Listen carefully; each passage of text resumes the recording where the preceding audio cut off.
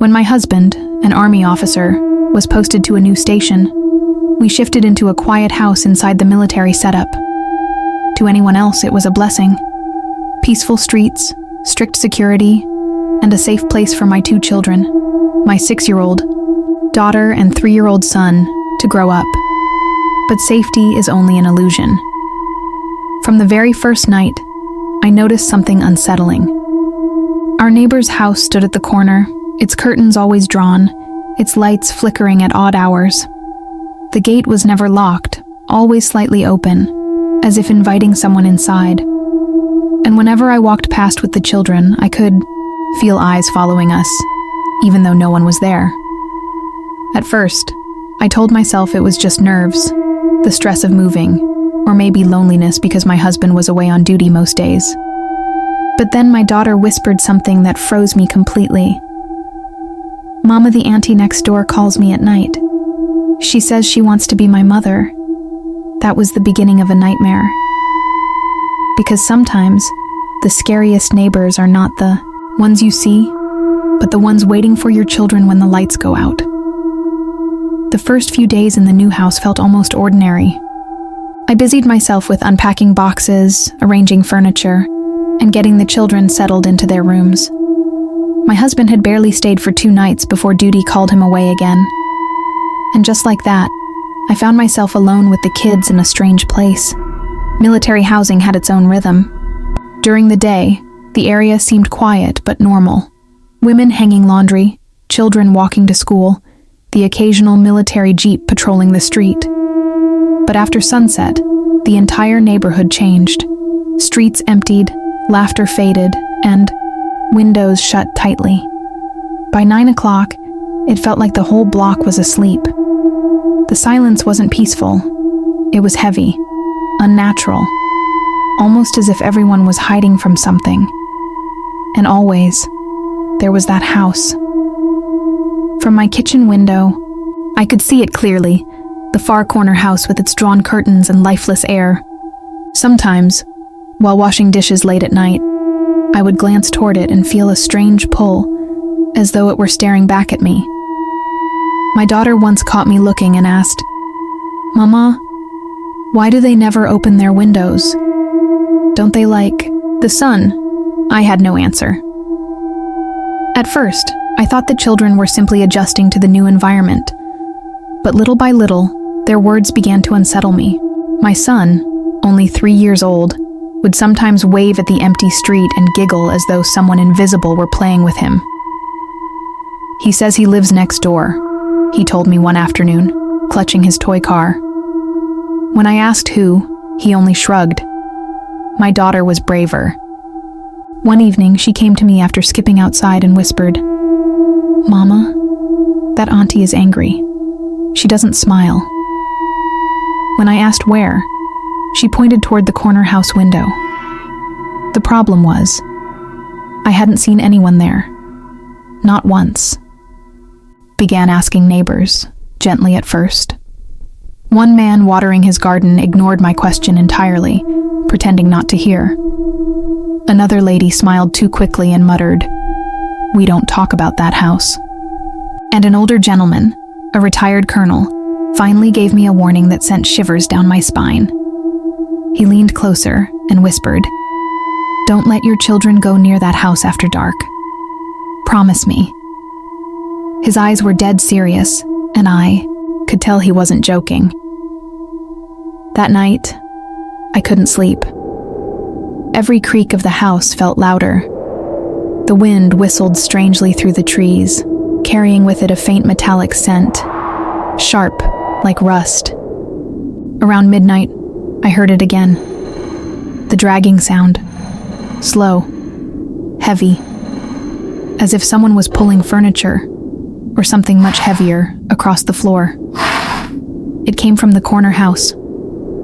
I stood frozen by my window, straining to listen, when I noticed movement behind the curtains of that house.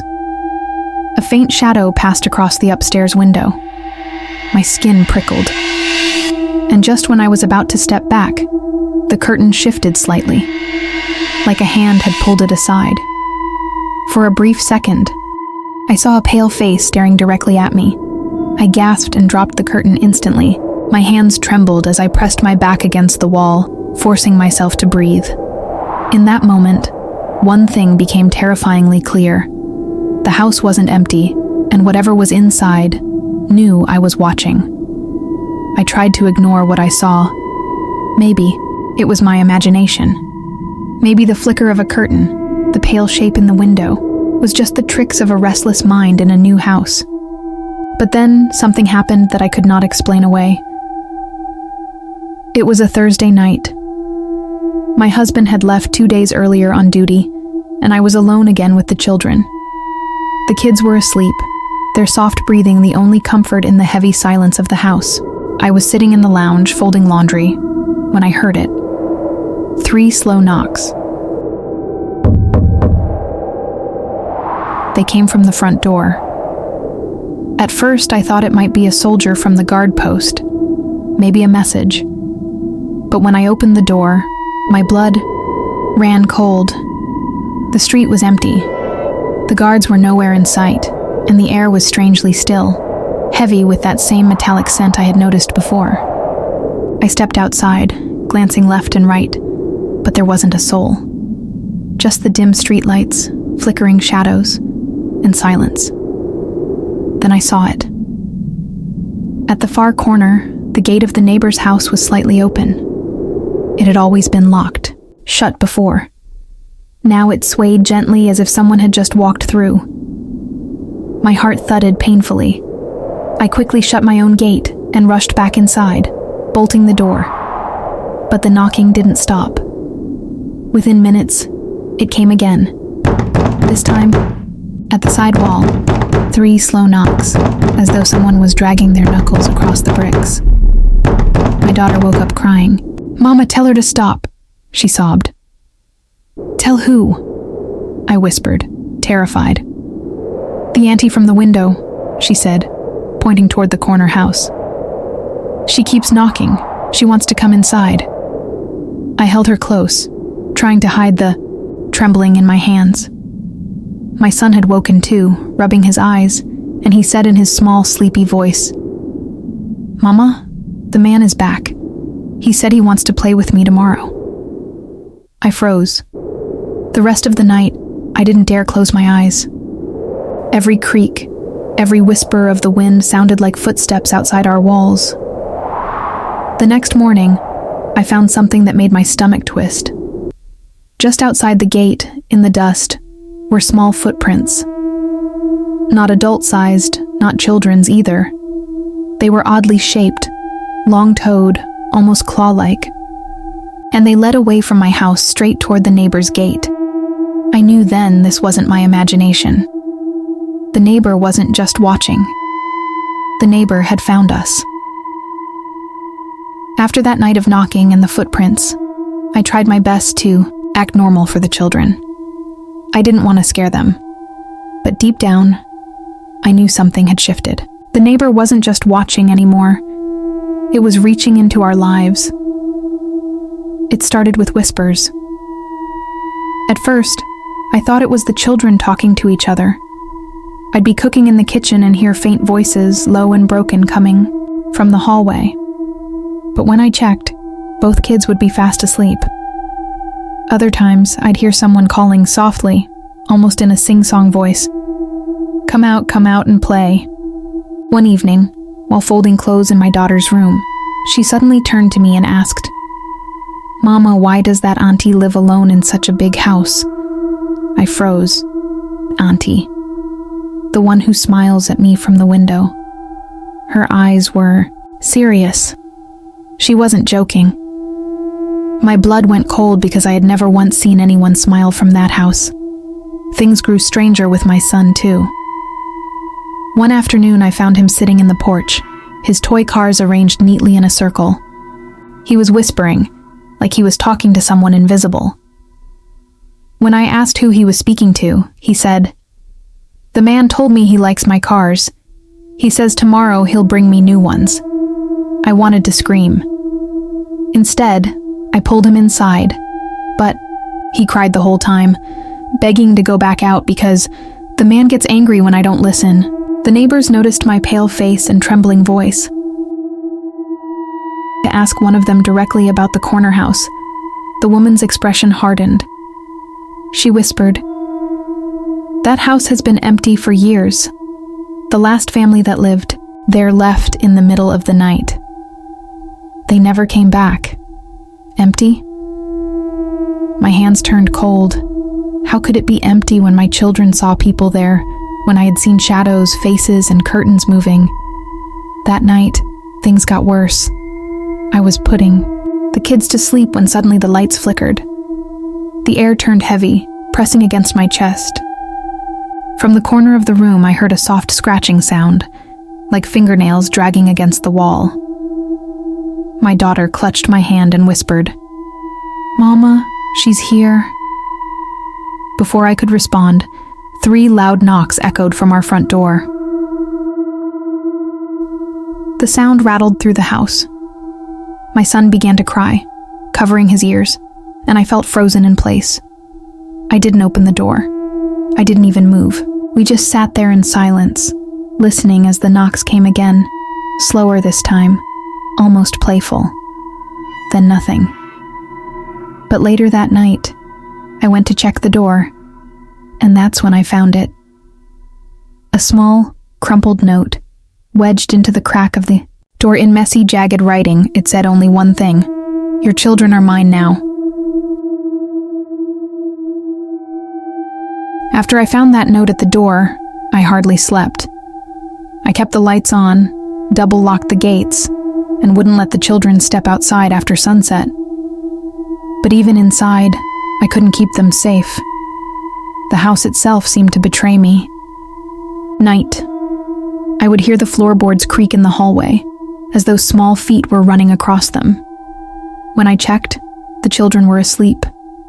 But in the morning, I'd find their bedroom doors slightly open, even though I always shut them tight. One evening I was cooking when I realized the house had gone too quiet. Panic surged in my chest. I rushed to the porch, and my heart nearly stopped. The gate was open. My son was standing just outside, clutching his toy car. My daughter was a few steps ahead, staring toward the corner house. Its gate was wide open, like it had been waiting. "Come inside right now!" I screamed, running to grab them. My daughter hesitated, her face pale, her body stiff as though listening to someone else. She turned slowly and whispered, "Mama, she says she's our real mother. She wants to take us home." I felt my blood freeze. I yanked both children inside and slammed the gate shut, locking it so hard my hands shook. My daughter cried, screaming that I was being unfair, that the auntie only wanted to play. That night, when they were asleep, I sat outside their room, guarding them like a soldier. Around midnight, the knocking returned. This time not at the door, not at the window, but inside the walls. 3 slow knocks, spreading through the house, as though the neighbor had found a way in. Then came the whisper. Low, broken, crawling through the silence. It was my daughter's voice. "Open the door, Mama. Let me go." My daughter was asleep in the next room, yet her voice echoed from the hallway. My heart pounded so violently I thought it would burst. I clutched my son's toy car, the only thing near me, as if it could protect us. And that's when I noticed something. In the dust near the back door, there were fresh footprints, small, distorted, leading inside. But they didn't belong to my children. They belonged to something else. The realization struck like ice through my veins. The neighbor wasn't trying to scare us anymore. It was trying to take my children. And sooner or later, if I didn't stop it, it would succeed.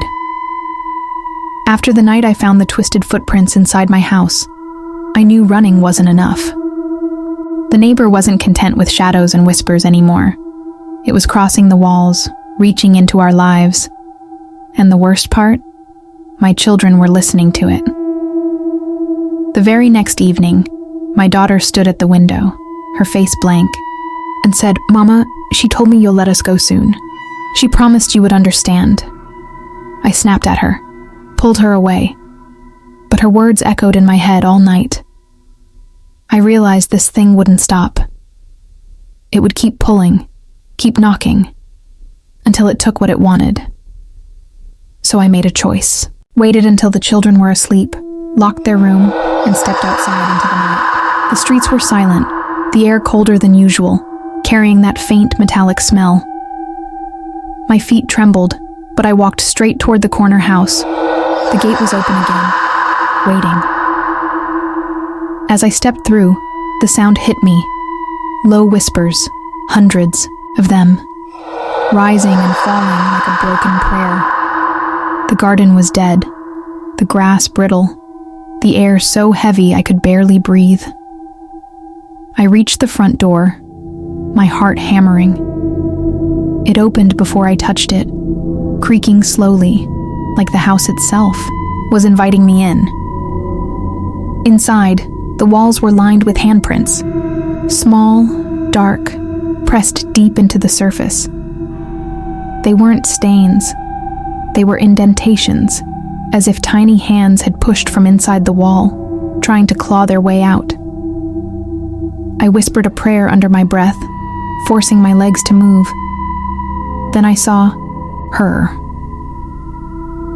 At the far end of the hallway stood a woman. Her figure was tall, thin, draped in something that looked like a faded gown.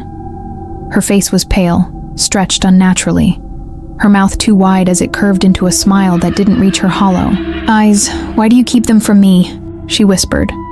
But it wasn't just her voice. It was layered. My daughter's voice, my son's laughter, even my own tone mixed into hers, echoing horribly in the hallway. I staggered back, pressing against the wall. "They're mine," she said, her head tilting unnaturally to the side. "You moved here. This is my house. My children. You can't keep them."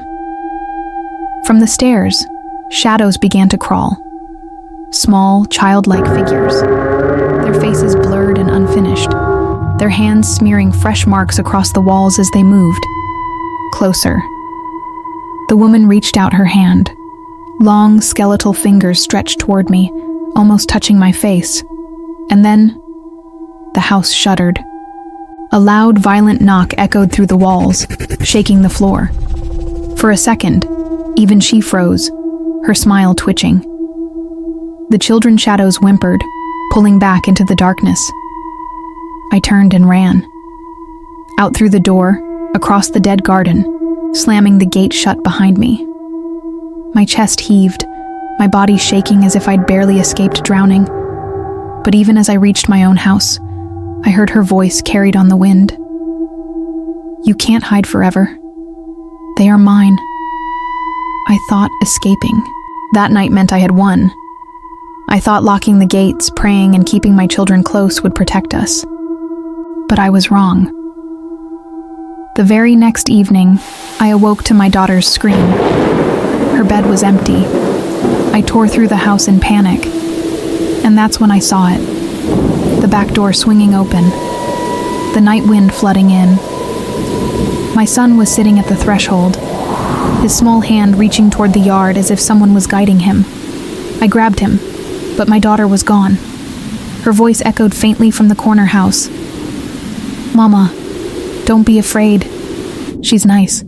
She just wants to take care of us." My legs carried me before my mind could think. I ran across the road barefoot, my heart slamming against my ribs. The corner house stood with its windows glowing faintly, though I knew there was no electricity. Inside, the air was suffocating, thick with whispers. My daughter stood in the middle of the hallway, her small body trembling as the pale woman bent low, her skeletal hands hovering over her shoulders. I screamed, pulling my daughter to me. The woman's eyes snapped toward me, her face twisting into something unearthly. Her voice rose, not in one tone, but in many. A chorus of children, mothers, soldiers, all speaking at once. "This is a house of the forgotten. Once you enter, you belong. No one leaves. Suddenly, the walls began to shift. Faces pressed outward, from the plaster. Children's faces, their mouths moving soundlessly, their eyes wide with suffering. The floorboards cracked as dozens of small, unseen feet pounded beneath us. My daughter screamed, clinging to me as the woman's shadow stretched across the floor like a dark tide. I staggered backward, whispering prayers, clutching my child. My son's toy car slipped from my pocket and clattered across the floor. And that's when it happened. The shadows froze. Every whisper fell silent. The pale woman's eyes dropped to the toy, and for the first time her smile broke.